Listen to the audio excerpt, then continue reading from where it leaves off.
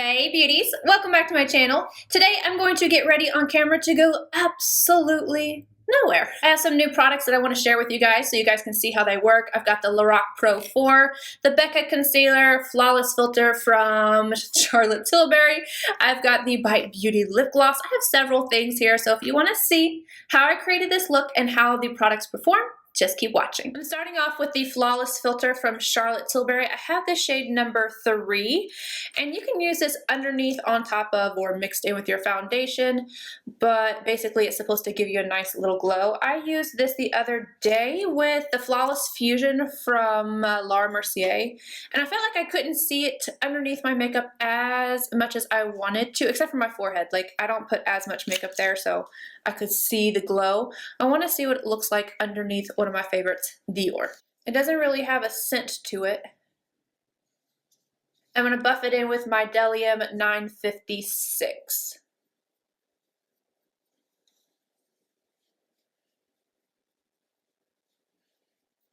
Now I'm going in with my Dior Face and Body. I'm mixing the shade 2W and 1N. Oh, and I keep forgetting to tell you guys, this is the Sonia Kashuk sponge. A lot of you know that I love this, but I had ordered another set of them. This was months ago, and when I opened it and I used it, they weren't this squishy. Like, this is really squishy, and so I was like, oh no, please don't tell me that you guys have changed to this sponge. They're usable. I still use them, the ones that I feel like are a little stiffer. But I went ahead and ordered some more because I was like, I need to find out if this was just a fluke that I got a soft one or if they changed it or what. But when I ordered the new ones, they're soft like this, so it's fine. Let me know down below if any of you have had any of the more stiff sponges come from the Sonia Kashuk. I love these things. You can definitely see the glow through this foundation with that Flawless filter. Far more than I could with the Flawless Fusion. I have a new concealer from Becca Cosmetics. This is the Ultimate Coverage Longwear Concealer. The shade I have is Banana. I've used this a couple times, and so far I have not liked it. I'm going to try a different way today. I've tried like baking with it. I've tried my under eye primer, and I have that on right now because like the first time I wore it was with the primer. I thought maybe the concealer was interacting with the under eye primer a little odd, so I gave it a chance and didn't use that primer, and it looked way worse. So today I'm going to try using my Becca brightening powder and see if I just like it better with a different powder. This is its last chance though, and the shade I have is Banana.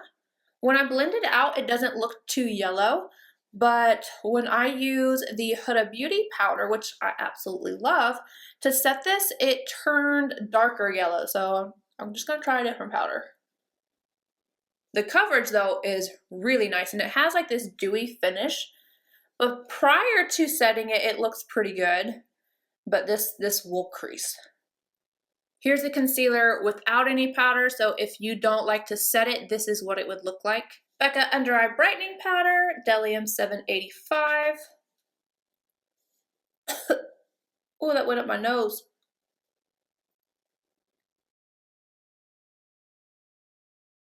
So, I don't know if you can see on camera, but it's like really just weird looking right in this area.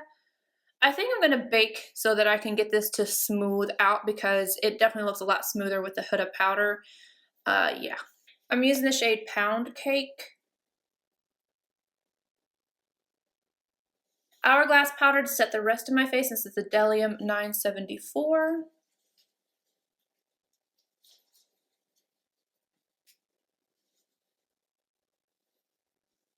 Now I'm going to dust away the bake. And if you can see, it just, I don't know what is with this concealer, but it is so weird and dry, and it catches funny. This happens every single time that I use it. I usually have to go in with a tinted powder to fix this, and I will with my MAC Studio Fix.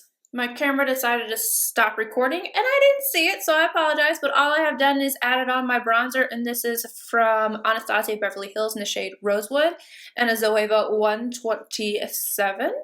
I feel like I can still see a little bit of the glow, but I don't feel like I can see a ton of it. What do you guys think? Do you still see a lot of the glow left or no? I'm using the blush in the shade Fairy Flush. I figured out what's going on with my camera because it stopped again. My card was full. Go figure. I've been filming so much that it's just like, you know what? We're going to stop because, honey, you have no more card space. I need to have an extra card. I don't know why I don't, but I don't. I am a bad YouTuber.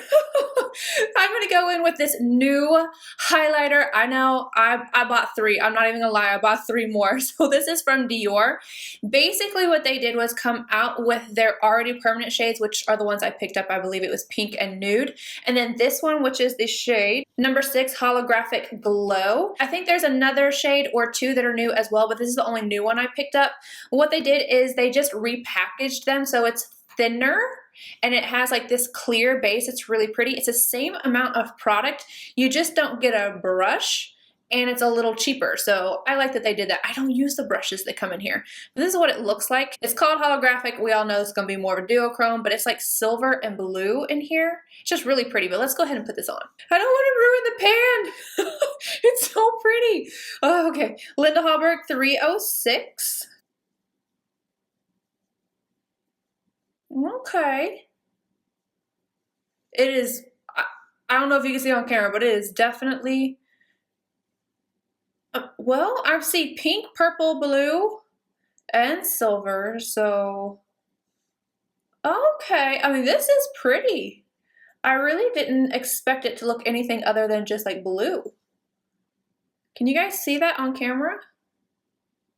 I still say it's like a duo or quad chrome something. I don't know. I can definitely see different colors in here. I wouldn't necessarily say holographic though. That's pretty though.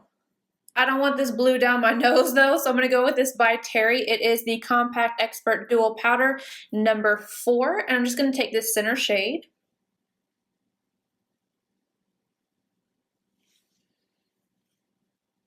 Now I'm going to go in and buff. I don't have a new powder for this, but I have a new brush. One comment I get all the time is that people don't want to spend the, I don't know what, $80 on this brush right here from La Mer, which I am obsessed with. And I saw this one at Target and it's pretty similar. It's the Sonia Kashuk large powder brush. So we're going to give this one a whirl today.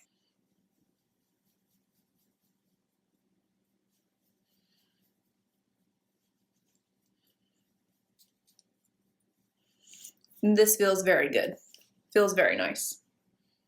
I have 2 new products I want to use on my eyes. The first one is the Lorac Pro. I think this is the number 4. Yeah, the Pro 4. I have not bought anything from Lorac in a long time. And when we first saw this palette on Instagram, it looked just like the Soft Glam palette, but it's not. This is far more cool tone. It doesn't look anything like it. So I'm gonna use this palette, but I'm about to die to use this. I'm so excited. Okay, this is from Bobbi Brown, and it is the Luxe Eyeshadow Rich Sparkle in Moonstone. When I swatched this in store, I was like, oh, it's so pretty. So we're going to use that paired with the palette. Wayne Goss number 18 and Brulee. I'm going to use this as my transition shade. MAC 221, I'm going to run it right along my lower lash line. I said I was using a MAC 221. Really, it is a Wayne Goss number 19. I'm sorry. And I'm now taking Pecan with that 19, and I'm going to deepen up the outer V and the crease a little bit with that.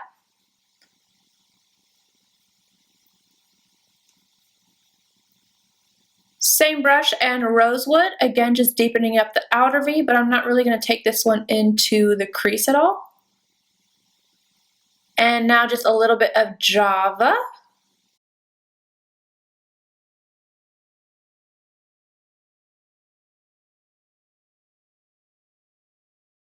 Now time for the magic. This is the Moonstone from Bobbi Brown, and I am using this wet because this is so glittery. I don't want it to make a huge mess all over my face. Oh my god, it's so pretty though. It is so pretty, you guys. I'm building it up a little bit on the inner corner, but I'm going to leave it a little lighter on the outside edge. Going back in with that Dior highlighter, I'm going to highlight my brow arch. And I'm also going to put it on the inner corner. And look, it's sunny again. These are the joys of having to rely on natural lighting. Like, oh, and I know that it's going to rain or anything, and I have to film, and this happens, it drives me bonkers. So I apologize, but there's nothing I can do about it. I just added a little bit of NARS Via Veneto on the inner rim mascara, and I realized that I had picked this up to buff with, and I completely forgot. It's the Wet n Wild bronzer in the shade Reserve Your Cabana. Somebody recommended this because clearly it's not a bronzer, but I'll have to save that for another video. Oh, I'm so mad that I did that. Moving on to lips, I'm going to use this liner from Rimmel. It's the Lasting Finish in the shade 1000 Kisses.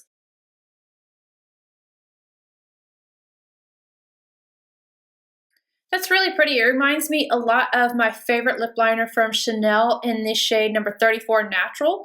It's a really pretty color. Now I'm going to go in with a new product from Linda Hallberg Cosmetics. This is the Fantastick. The shade I'm using is Pink Opal. You can actually use these on the cheeks and the lips. For me, I've used it on the cheeks. It's pretty, but because I set my makeup and stuff, I find this to be a little too emollient for me, but it's really pretty on the lips.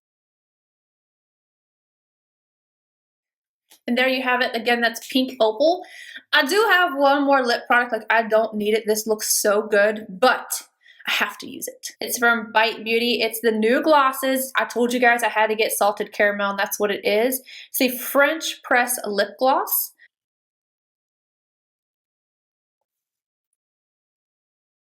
This is a really pretty combo. This is a good nude lip. I like it. And lastly, a new setting spray from Lancome. This is the Fix It and Forget It. It's supposed to make your makeup last for 24 hours. So let's try this guy out. It's a very fine mist, but I do have a few like bigger droplets on my face. All right, this is the finished look, so let's go ahead and go over each of the products and I'll tell you guys what I think about them. The Flawless Filter from Charlotte Tilbury. I think this looks nice. My makeup looks smooth. It's pretty. I don't know that I can really see this through my makeup whenever you set it with a powder. I feel like if you don't set it, this is really beautiful. I could tell a difference right away. It was stunning. You can use this over top your makeup or mix it in. Again, I'm going to have to play with it a little bit more, but it's not bad. The Becca Concealer. I don't like it, I don't like it, I don't like it. So for me, the best it has ever looked was with the under eye primer and then set with the Huda Beauty baking powder and just baking right away. I feel like baking on top of this made it even worse today. This is seriously the worst it's ever looked. I've been able to get that little patchiness to go away previously, but I couldn't get it to go away today. My under eyes just look dry. This is a huge miss for me. I don't like it. I will likely return this. The Dior Holographic Highlighter. It's not holographic, but it definitely has more colors in there than any of the other holographic ones I've used. The next one in line would probably be the Too Faced little diamond one, but this one is definitely brighter, and I feel like it just has just a little bit more of a shift to it. It's beautiful. The brush is a hit. Like, this feels very close to that La Mer brush. The only thing is I'm going to have to wait and see how it holds up. I haven't washed it or anything else like that, but it's definitely a far more affordable, nice option for somebody who wants a good buffing brush that is similar to that La Mer. Like, this is, I'm impressed so far. I'm impressed. Moonstone from Bobbi Brown. I am here for this. I think this is so pretty.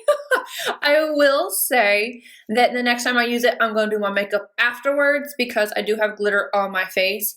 But this is so pretty. Oh my gosh. Like, and none of the other ones really like made me feel all warm and fuzzy inside like Moonstone. So if you're gonna get one, get this shade. The Lorac palette, this is really pretty. I'm gonna go ahead and show you guys some swatches of this because when you first look at this top row, it seems like all those shades are gonna be exactly the same. But when they're applied to the skin, you can actually see the difference in them. My problem with this is the price point. I don't feel like these are super easy to use. I've used this more than once. The shimmers are just kind of okay. You can use them wet to get them to be more impactful, but it's a very easy to use palette. My thing is that it's along the same lines as like Anastasia Beverly Hills, but it's not the same quality. So for me, if this was a $20 palette, I would definitely recommend it. If you want to grab this, I would say, like I got mine at Kohl's. You can use your Kohl's cash on it. Then it makes it a little bit more worth it, but it's not a bad palette. I don't love Lorac shadows, I will tell you that. I just don't agree with the price point on this. And also they don't have a lot of pigmentation. So like they're easy to use, but you're not gonna get a lot out of them. As for the liner, definitely the closest thing I have ever seen to my natural liner from Chanel. This is a really, really beautiful. So we'll have to see how long it lasts on the lips. Linda Hallberg Fantastick. I have all the other shades. I will leave them on the screen now. This is so comfortable on the lips and they're buildable. I just think that these are beautiful. If you don't set your makeup and you want a glowy kind of finish, this does work really nicely on the skin, but as like a blush, but that's just not my personal preference, but I do recommend these. And then the gloss, everything I expected and more. The smell of this is definitely, it has some coffee vibes, but it's the color and the finish that I just absolutely love. The Lancome spray, I'm just gonna have to test this out a little bit more. It didn't make me look dry or like really change the look of my makeup, I don't feel like. So I'll have to test this out just a little bit more. But initially, I think it feels nice, it looks nice, I had no issues. Oh, this concealer. So not a bad day considering that I tried out quite a few new things, but this mess right here, I'm so glad I don't have to go anywhere today because this will be coming off. All right, you guys, that is it for this video. I hope you enjoyed it. Let me know down below what you liked and what you're like, yeah, I don't know about. And I'll see you guys in my next video. Bye, guys.